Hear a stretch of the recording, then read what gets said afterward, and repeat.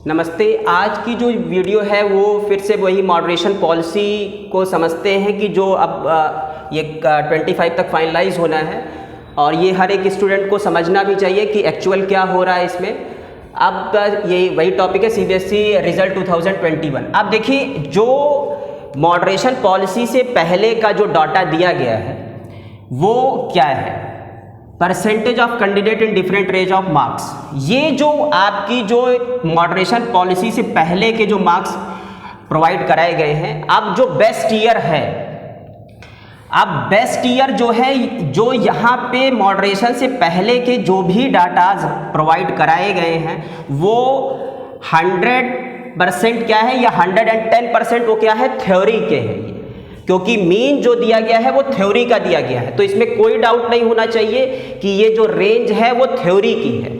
Theory का मतलब है कि अगर सब्जेक्ट 70 मार्क्स का है, सब्जेक्ट कितने मार्क्स का है, 70 मार्क्स का है, तो 70 में ये रेंज है 75 to 94। आप 70 में 94 का मल्टीप्लाई करके 70 मार्क्स का मल्टीप्लाई करके ये आपका थ्योरेटिकल लगभग 65 पॉइंट समथिंग आ जाएगी। मतलब 65 ही रखा जाए उसको, अगर 66 रखा जाएगा तो रेंज से बाहर चला जाएगा।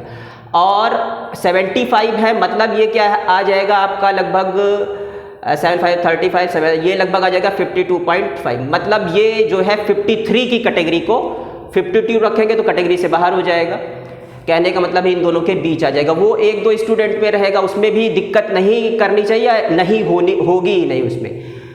अब ये जो 53 to 65 है ये थ्योरी के मार्क्स हैं। अगर कोई कितना भी कहे कि नहीं ये जो मैं कह रहा हूँ वही, ये नहीं, ये ओवरऑल बिल्कुल नहीं, ओवरऑल होगा ही नहीं।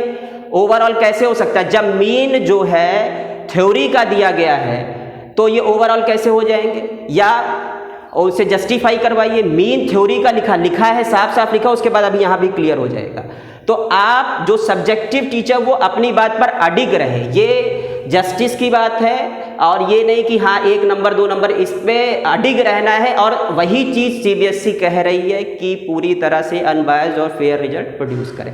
अब सपोज दैट इस रेंज में हम लोग के मतलब अगर जो भी स्टूडेंट है 47.20, तो अब जितने स्टूडेंट रहे ये सभी बहुत आसान है, तो केस कोई मतलब निकाले होंगे सभी भी, और ये स्टूडेंट समझ भी सकते हैं इसको। अगर हमारे पास जो है सपोज दैट 62 स्टूडेंट है तो 62 आप इसको 47 से मल्टीप्लाई कर लें और इसके नंबर ऑफ स्टूडेंट जो भी आ जाएंगे लगभग वही 27 28 के लगभग, ये शायद मल्टीप्लाई करने पर आ जाए, या आप उसको चेक कर लीजिएगा, तो वो आपका ये उतने नंबर ऑफ स्टूडेंट आ जाएंगे। तो उतने नंबर ऑफ स्टूडेंट उसमें रखने हैं, उतने इसमें रखने हैं, उतने इसमें रखने हैं, और ये रेंज निकाली, ये मार्क्स की रेंज है, ये मतलब थ्योरी के मार्क्स की रेंज है। थ्योरी का मार्क्स अगर 70 में है तो 70 में 51 से मल्टीप्लाई करके क्या निकलता है, 80 के हैं तो 80 में क्या निकलता है, ये पूरा दिया हुआ। हर एक इंडिविजुअल जो भी टीचर है वो सेल्फ करना चाहिए, किसी पे डिपेंड नहीं रहना चाहिए कि कोई करके, कोई जरूरत नहीं, सिंपल है, कोई भी कर सकता है और सबको जानना चाहिए हर एक। अब ये जो स्टूडेंट है वो खुद भी कैलकुलेट करे कि इस तरह से ये सब कितना कर,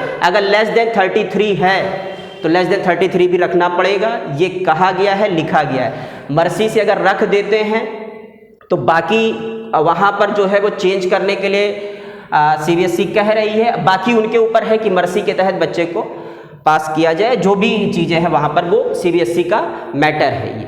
अब देखिए, ये तो थ्योरी के मार्क्स प्रोड्यूस हो गए। अब यानी कि 65 से ये सब हो गया, इसमें आप 80 के निकालने होंगे तो 80 में निकाल सकते हैं। तो अब इसमें निकालना ये काफ़ी आसान है एक तरह से। और इसके बाद जो है, जो मॉडरेशन पॉलिसी आई है उसमें क्या दिया हुआ है, उसमें साफ साफ लिखा हुआ है। कोई भी सब्जेक्ट सपोज दैट XYZ है तो ये जो मार्क्स साफ साफ लिखा हुआ है, सब्जेक्टिव वाइज सब्जेक्ट का पूरा दिया हुआ, सब्जेक्ट करेंगे तो ओवरऑल अपने आप मीट कर जाएगा। थ्योरी प्लस प्रैक्टिकल साफ साफ लिखा हुआ है। अब जो मॉडरेशन पॉलिसी के बाद है, तो अब सीबीएसई ने जो वहाँ पर पूरा बना के भेजा हुआ है, तो उसमें आपको प्रैक्टिकल के मार्क्स भी साइड में दे दिए हैं, जो ओल्ड और ये सब पूरा लिखा हुआ है उसमें। तो प्रैक्टिकल के मार्क्स भी दे दिए हैं और जो थ्योरी में प्रोड्यूस हो रहा है वो भी दे दिए। अब प्रैक्टिकल और थ्योरी मिला करके ये आपको यहाँ पर ये देखना है कि प्रीवियस ईयर में जो भी बेस्ट ईयर है, क्या उसमें अभी सपोज दैट यहाँ पे इक्वल टू लिखा है, अगर ग्रेटर देन 96 है, थ्योरी और प्रैक्टिकल मिला के, क्या कोई 96 है? अगर सपोज दैट यहाँ दे भी दिया होगा तो ये काट के नीचे करना पड़ेगा, अगर नहीं है तो नहीं दे सकते, लिखा हुआ है इसमें। तो 96 अगर कर दिया थ्योरी और प्रैक्टिकल मिला के तो वो नहीं हो सकता, अगर नहीं है तो नहीं होगा, होंगे तो वहाँ पर करना पड़ेगा। अब 75 टू 95 की रेंज कितनी है? पिछली बार जो आपका प्रीवियस जो बेस्ट ईयर है वो वहाँ पे कैलकुलेट करना पड़ेगा, टोटल स्टूडेंट कितने रहे हैं वो रिजल्ट है, सब रिजल्ट है, वहाँ पे कैलकुलेशन होगी कि 75 to 95 practical plus theory, practical plus theory.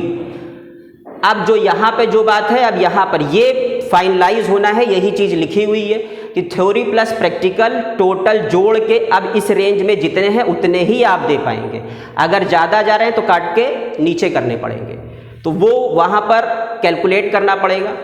Suppose that अगर वहाँ पर हम लोग जो है 2020 जो भी बेस्ट ईयर रहा है, अगर 62 स्टूडेंट हैं, बहुत आसानी से कैलकुलेट हो जाएगा, 62 स्टूडेंट हैं और सपोज दैट इस रेंज में हम लोग के पास 43 आ रहे हैं, तो सिंपल फार्मूला वही है 43 डिवाइड बाई 62 मल्टीप्लाई बाई 100, तो नंबर ऑफ स्टूडेंट्स इसमें काउंट हो जाएंगे।